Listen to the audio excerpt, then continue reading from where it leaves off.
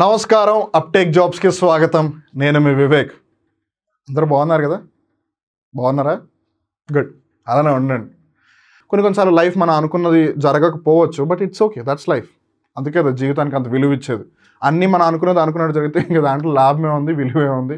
Because end of the day మనం ఏదైతే ఒకటి అనుకుంటామో దాన్ని రీచ్ చేయడానికి మనం అంటూ కష్టపడతాము, ఏదో చేస్తూ ఉంటాము. అందుకే చివరికి దాన్ని రీచ్ అయినప్పుడు అంత హ్యాపీగా ఫీల్ అవుతాము. సో దాట్స్ లైఫ్ అనమాట. సో అలానే ఈ గ్రూప్ 1, గ్రూప్ 2 ఏవేవో ఎగ్జామ్లు మీరు రాస్తూ ఉంటారు, ఎన్నో కష్టాలు పడుతూ ఉంటారు, ఎన్నో ఛాలెంజెస్. ఒకరోజు ఫుల్ ఇంట్రెస్ట్ వస్తే పిచ్చిగా చదివేస్తారు, 2 రోజుకి ఆ ఇంట్రెస్ట్ ఉండదు. 2 రోజు ఏం చదవలేదు కదా అని 3వ రోజు చదవనట్టు ఉంటారు. 4వ రోజు నుంచి అదొక అలవాట్లు అయిపోతుంది. మళ్ళీ ఒక వారం రోజుల తర్వాత తిరిగి ఫస్ట్ డేలా చదవాలి అంటే చాలా కష్టంగా అనిపిస్తుంది. మళ్ళీ చదివిన తర్వాత మేబీ సైకిల్ రిపీట్ అవ్వచ్చు. సో ఇలా various things. But do remember, life is all about that. So make sure it becomes like a routine. అంటే మీరు తెలిసి చేసినా తెలియకుండా చేసినా అది అలానే ఉండేటట్టు చూసుకోండి. Then things will be much more easy for you in whatever that you do, not only just in the preparation. Anyways, మనం ఇన్ జనరల్గా చిన్నప్పుడైనా పెద్దవాళ్ళైనా సరే, ఇన్ జనరల్గా అంటున్నాను నేను, ఎక్సెప్షనల్ కేసెస్ కాదు, ఇన్ జనరల్గా చాలామందికి చాక్లెట్స్ అన్నా, ఐస్ క్రీమ్స్ అన్నా, లేదు బటర్ అన్నా అంటే వెన్న, చీజ్ అన్నా, ఇవన్నీ కూడా మనకి చాలా ఇష్టం. మయోనీస్ ఈ రోజుల్లో అయితే బాగా ఫేమస్ అయిపోయింది. మీరు ఒక మండీకి వెళ్ళి బిర్యానీ తిన్నా, లేదు ఒక పకోడీ తిన్నా, లేదు ఏది తిన్నా సరే ఈ మయోనీస్ బాగా వేసేస్తున్నారు అనమాట. ఈవెన్ ఎస్పెషల్లీ షవర్మాలో బాగా ఫేమస్ అయిపోయింది. సో ఇవన్నీ కూడా నచ్చిన వాళ్ళు అంటూ చాలా తక్కువ మంది ఉంటారు. బట్ కొంతమంది స్పెసిఫిక్గా యారా ఐస్ క్రీమ్ తింటాడు, అమ్మో ఐస్ క్రీమ్ వద్దు, అరే పాలు తాగుతారంటే అమ్మో వద్దు అని ఇలా భయపడుతూ ఉంటారు. Not because someone has created fear in their mind, but something which actually has been happening within their bodies. వాళ్ళ బాడీలో జరుగుతున్న ఒక ప్రోగ్రామింగ్ లోపం వల్ల వాళ్ళు పాలన్నా, చాక్లెట్లన్నా, బటర్ అన్నా, చీజ్ అన్నా బాగా భయపడుతూ ఉంటారు అనమాట. ఇన్ఫ్యాక్ట్ వాళ్ళు అసలు కన్జ్యూమ్ కూడా చేయరు, వాటిని తీసుకోరు. అలాంటి వాళ్ళు, ఏవండి ఎందుకు తీసుకోరండి మీరు పాలు, ఎందుకు తినరండి మీరు ఐస్ క్రీమ్ అని అడిగితే, you know what, I'm lactose intolerant అంటూ ఉంటారనమాట. ఎందుకు? వాళ్ళు లాక్టోస్ ఇంటాలరెన్స్తో సఫర్ అవుతున్నారు కాబట్టి. ఇంతకీ అసలు లాక్టోస్ ఇంటాలరెన్స్ అంటే ఏంటి అది తెలుసుకుందాం. అలానే లాక్టోస్ ఇంటాలరెన్స్ ఒకవేళ ఒక పర్సన్కి ఉంటే ఏమవుతుంది అది కూడా తెలుసుకుందాం. అలానే ఇన్ జనరల్గా అప్పుడే పుట్టిన పిల్లవాడికి కూడా లాక్టోస్ ఇంటాలరెన్స్ వచ్చే అవకాశం ఉంటుందా ఇది కూడా తెలుసుకుందాం. So what are we waiting for? Let's get into the details. So first things first, అసలు మన ఈ అంశం గురించి ఎందుకు డిస్కస్ చేస్తున్నాం? What is the context? దీని వెనక ఉన్న నేపథ్యం ఏంటి అంటే, there is a rise in the cases of lactose intolerance. ఇండియాలో, of course all over the world, at the same time ఇండియాలో లాక్టోస్ ఇంటాలరెంట్ పీపుల్ పెరిగిపోతున్నారు. ఇప్పుడు ఏదైనా సరే ఒక్కళ్ళకు ఇద్దరికి జరిగిందనుకోండి, రేర్, అరుదు, ఎవరికి తెలియదు అది జరుగుతుందని, అలా జరుగుతుందని. సో అందరూ పెద్దగా పట్టించుకోరు. మేబీ ఒకసారి గుర్తిస్తారు, ఒకసారి దాని గురించి మాట్లాడతారు, వదిలేస్తారు. కానీ ఏదైనా సరే ఎక్కువ సంఖ్యలో జరిగితే అందరూ మెల్లిమెల్లిగా దాని గురించి చర్చ ఎక్కువగా చేయడం మొదలు పెడతారు. మంచి అయినా సరే, చెడైనా సరే.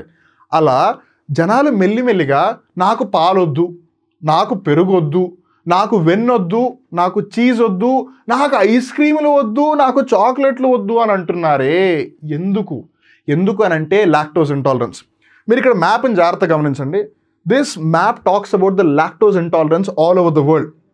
సో ఆఫ్రికన్ కాంటినెంట్, అలానే ఏషియన్ కాంటినెంట్, మరీ స్పెసిఫిక్గా సౌత్ ఈస్ట్ ఏషియాలో, ఈవెన్ సౌత్ అమెరికాలో కూడా లాక్టోస్ ఇంటాలరెన్స్ చాలా ఎక్కువగా ఉంది.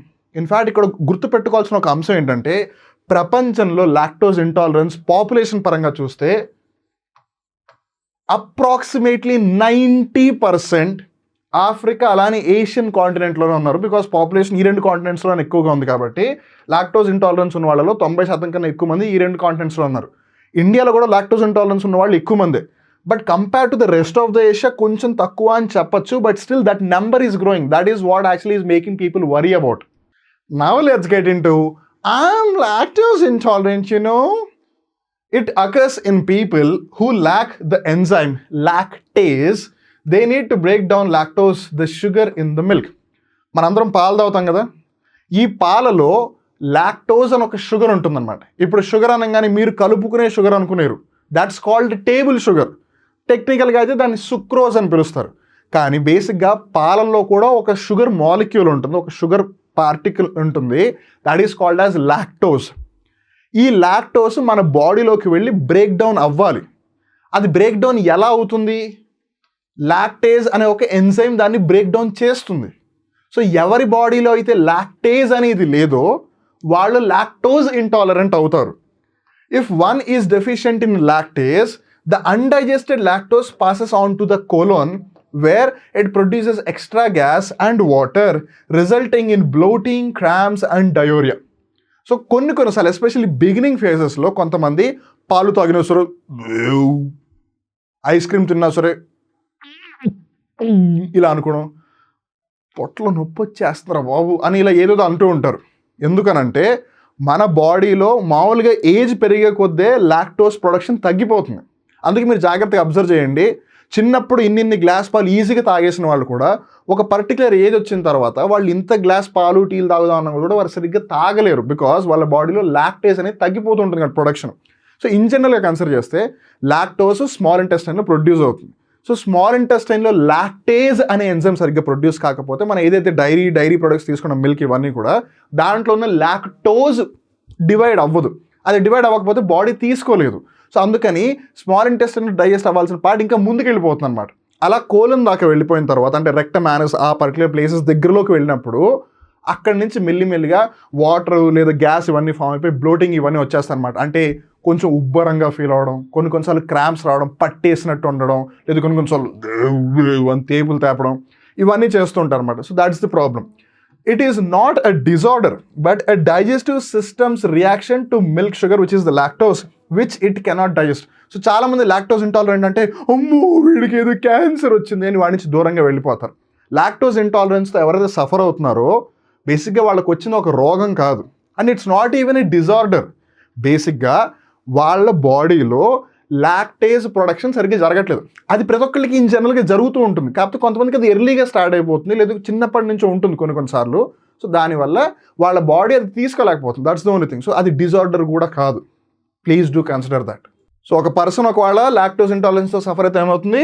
Bloated stomach, intestinal gas, nausea and vomiting, stomach pain and cramping, stomach gurgling and rumbling, diarrhoea ఇవన్నీ వస్తాయి. కొంతమందికి అంటే ఇవన్నీ వస్తాయని కాదు కానీ వీటిలో ఏదో ఒకటి వస్తుంది. ఆబ్వియస్లీ ఇవన్నీ వస్తాయి, ఇంకోటి ఉంటాడని చెప్పండి. వి రియలీ విష్ అలా ఎవరికి కాకూడదు అని. యాజ్ వన్ ఏజెస్ అంటే వయసు పెరిగే కొద్దీ there is a normal decline in the amount of lactase that the small intestine produces. నార్మల్గా మనం ఇందాక అనుకున్నాం కదా, వయసు పెరిగే కొద్దీ లాక్టేజ్ ప్రొడక్షన్ మన స్మాల్ ఇంటెస్టైన్లో చిన్న పేగులలో తగ్గిపోతుంది. సో దానివల్ల మీరు చూసినట్టయితే చిన్నప్పుడు పాలు ఎక్కువగా ఇంట్రెస్ట్గా తాగిన వాళ్ళు కూడా పెద్ద అయ్యేసరికి అంతగా తాగరు. దాట్స్ ఫైన్, అది న్యాచురల్గా అవుతుంది. కానీ కొంతమంది ముందు నుంచి అవుతుంది. That's something which is actually bothering. This is one of the reasons why lactose intolerance might seem to be creeping up on one during adulthood and beyond.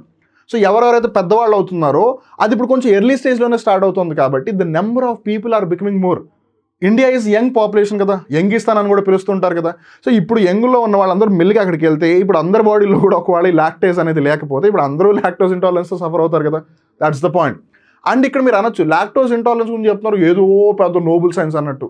కొన్నిసార్లు నాన్నకి ప్రేమతో సినిమాలో జూనియర్ ఎన్టీఆర్ గారు చెప్పినట్టు ఎక్కడో జరిగే ఒక ఇన్సిడెంట్స్ ఇంకెక్కడో జరిగే ఒక ఇన్సిడెంట్ని ఎఫెక్ట్ చేస్తుంది, which is called as butterfly effect. ఇప్పుడు ఒకవేళ నిజంగానే majority of the population lactose intolerant అయిపోయింది అనుకుందాం, అప్పుడు డైరీ ప్రొడక్ట్స్ ఎవరు కన్స్యూమ్ చేస్తారు చెప్పండి? ఎవరు షవర్మా కొన్నప్పుడు నాకు మయోనీస్ కొంచెం ఎక్కువ వేస్తారా అంకుల్ అని ఎవరు చెప్తారు? మయోనీస్కి కొంచెం ఎక్స్ట్రా అవుతుంది అని ఎవరు చెప్తారు? చాక్లెట్లు ఎవరు కొంటారు? చాక్లెట్లు ఎవరు కొని ఎవరికి ఇస్తారు? పాలు ఎవరు తాగుతారు? పాలు తాగితేనేరా బోన్స్ గట్టిగా ఉండేది అని ఎవరికి చెప్తారు? ఇవన్నీ జరగవు. ఎక్కడో జరిగింది ఇంకెక్కడో జరిగింది అని ఎఫెక్ట్ చేస్తుంది. అందుకని ఇది ఇంపార్టెంట్ అనమాట.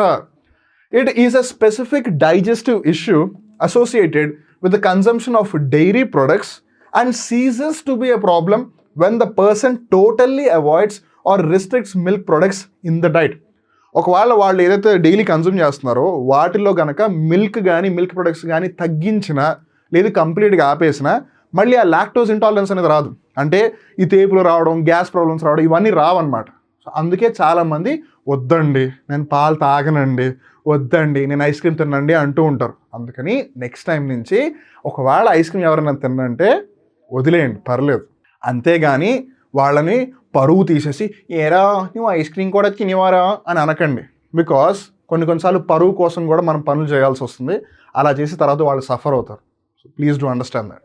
అలానే మీరు గమనించాల్సిన ఇంకో ముఖ్యమైన విషయం ఏంటంటే ఈ లాక్టోజ్ ఇంటాలరెన్స్లో కూడా 3-4 డిఫరెంట్ స్టేజెస్ ఉన్నాయి. దాంట్లో నాకు బాగా ఇంపార్టెంట్గా అనిపించింది కంజెనిటల్ అలాక్టాజియా అనమాట. అంటే చిన్న పిల్లలకి కూడా పుట్టిన వెంటనే తల్లి రొమ్ము నుంచి ఏదైతే జనపాలు వస్తాయో ఆ జనపాలు కూడా వాళ్ళు డైజెస్ట్ చేయలేకపోతారు, చేసుకోలేకపోతారు, బికాజ్ వాళ్ళ బాడీలో లాక్టేజ్ ఉండదు కాబట్టి. సో మనందరం పెద్దవాళ్ళు అయిన తర్వాత అట్లీస్ట్ ఒక పాయింట్ ఆఫ్ టైం నుంచి మాట్లాడతాం కదా. సో చిన్న పిల్లలకి కూడా ఇది వస్తుంది, కాకపోతే చాలా రేర్ అనమాట. సో వాళ్ళు కూడా సఫర్ అవుతున్నారు. So that is very important congenital alactasia అనేది. అవి కాకుండా మిగతా 3 స్టేజెస్ ఉన్నాయి. That is something which is natural అని చెప్పొచ్చు. సో ఎవరైతే సఫర్ అవుతున్నారో వాళ్ళ మిల్క్ లేదు డైరీ ప్రొడక్ట్స్ కన్సూమ్ చేయకుండా ఉంటే చాలు, లేదా తగ్గించినా పర్లేదు. ఒకవేళ నేను ఖచ్చితంగా తీసుకోవాలి అనే పరిస్థితి ఉంటే కనుక, and the rest is rest. I hope మీకు తెలిసింది కదా. సో ఏది ఏమైనా సరే మన జీవితంలో కొన్నిసార్లు చిన్నది అనుకున్నది కూడా చాలా పెద్దది కూడా అవ్వచ్చు. బికాస్ ఒక్కడికి లాక్టోజ్ ఇంటాలరెన్స్ ఉంటే పర్లేదు, ఒకవేళ దేశంలో సగం జనాభాకి లాక్టోజ్ ఇంటాలరెన్స్ ఉంటే, ఇప్పుడు మిల్క్ ప్రొడక్షన్ ఉన్నా సడన్గా దాని యొక్క బిజినెస్ అయిపోతుంది కదా. బికాస్ సగం మంది అసలు పాలకు సంబంధించిన ఉత్పత్తులు ఏవి తీసుకోరు కదా. That's the problem. సో అందుకని లాక్టోజ్ ఇంటాలరెన్స్ గురించి మీరు ఎలాగో తెలుసుకున్నారు కాబట్టి మిగతా వాళ్ళకి కూడా చెప్పండి. సో ఈ వీడియో నచ్చినట్టయితే లైక్ చేయండి. ఈ వీడియో గురించి ఏమైనా చెప్పాలి, లేదు మీ ఎక్స్పీరియన్స్ ఏదైనా షేర్ చేసుకోవాలంటే కింద హ్యాపీగా కామెంట్ సెక్షన్లో చెప్పండి. Because you do have the freedom, constitution కూడా అదే చెప్తుంది. సో అలానే ఈ వీడియో ఇంకా 10 మందికి షేర్ చేస్తే బాగుంటుంది కదా. అరే భలే ఇంట్రెస్టింగ్గా ఉంది కదా ఈ వీడియో అని అనిపిస్తే కనుక ఆ షేర్ బటన్ క్లిక్ చేసి అందరికీ షేర్ చేయండి.